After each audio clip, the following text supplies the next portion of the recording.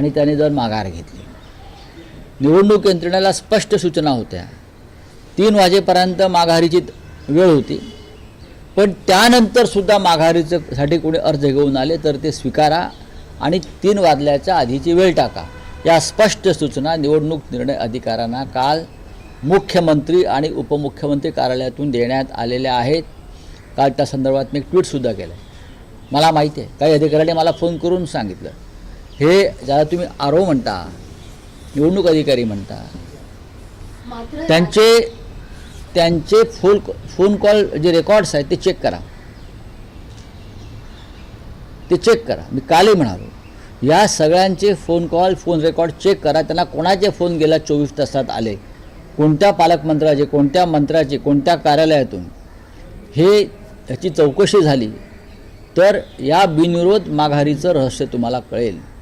प्रचंड पैसे, हे असा पैशाचा खेळ या लोकशाहीमध्ये कधीच झाला नव्हता. महाराष्ट्र पूर्ण बदनाम झाला. महाराष्ट्राची प्रतिष्ठा धुळीस मिळालेली आहे.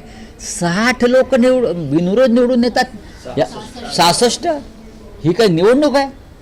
मतदारांनी करायचं काय? मग मतदारांनी करायचं काय?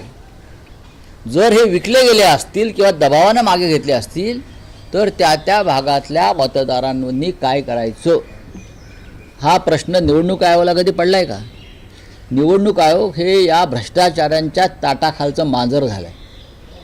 हे पाळीव मांजर आहे निवडणूक आयोग, महाराष्ट्राचा आणि देशाचा. नोकर आहेत भाजपचे आणि या भ्रष्ट मंत्र्यांचे. जे कल्याण बॅनर्जी म्हणाले की Gyanesh Kumar is the servant of BJP, ते सत्य आहे. आणि महाराष्ट्रातले दोन्ही निवडणूक आयुक्तसुद्धा हे हरकामे आहेत, सरकारचे हरकामे. निवडणूक आयोगाने आता आयुक्तांना आदेश दिले की हे जे बिनविरोध निवडून आले ते कसे काय आले त्याचा तुम्ही अहवाल द्या. कोणावर दबाव होता का त्यांच्या अर्जावर? हे ढोंग आहे सगळं. अहवाल कसला मागताय? आत्ता अहवाल मागताय आणि तुम्हाला खरा अहवाल देणार आहेत का आयुक्त? हे आयुक्त सुद्धा ताटाखालचे मांजरच आहे. निवडणूक आयोगापर्यंत हे पैसे गेले का जे तुम्ही भ्रष्टाचाराचे आरोप? संपूर्ण यंत्रणा विकत घेतलेली आहे. मी काय म्हणतोय, संपूर्ण यंत्रणा निवडणुकीची विकत गेली आहे. त्यांच्या माध्यमातून निवडणूक अधिकाऱ्याने सुद्धा उमेदवारांना फोन करून सांगितलं माघार घ्या म्हणून. पण ज्या ठिकाणी बिनविरोध झालेले आहे त्या ठिकाणी महाविकास आघाडीचे उमेदवार होते, कुठेतरी त्यांच्यावरती दबाव असलेल्या काही तुमच्याकडे दबाव आहे आणि पैशाचा वापर आहे. मी म्हटलं ना, कमी पडले का आपल्या उमेदवाराला सांभाळण्यामध्ये? राऊत, एक विषय असा आहे की अर्ज मागे घेण्याची मुदत संपलेली आहे. सगळ्याच राजकीय पक्षांमध्ये बंडखोर आहे. तर ठाकरे बंधूंच्या युतीमध्ये त्या पक्षात जे अजूनही बंडखोर आपल्या उमेदवारीवर ठाम आहेत त्यांच्यावर काही कारवाई होणार आहे? बघा, ज्यांनी पक्षादेश डावलून उमेदवारी ठेवलेली आहे त्यांच्यावरती कारवाई केली जाईल.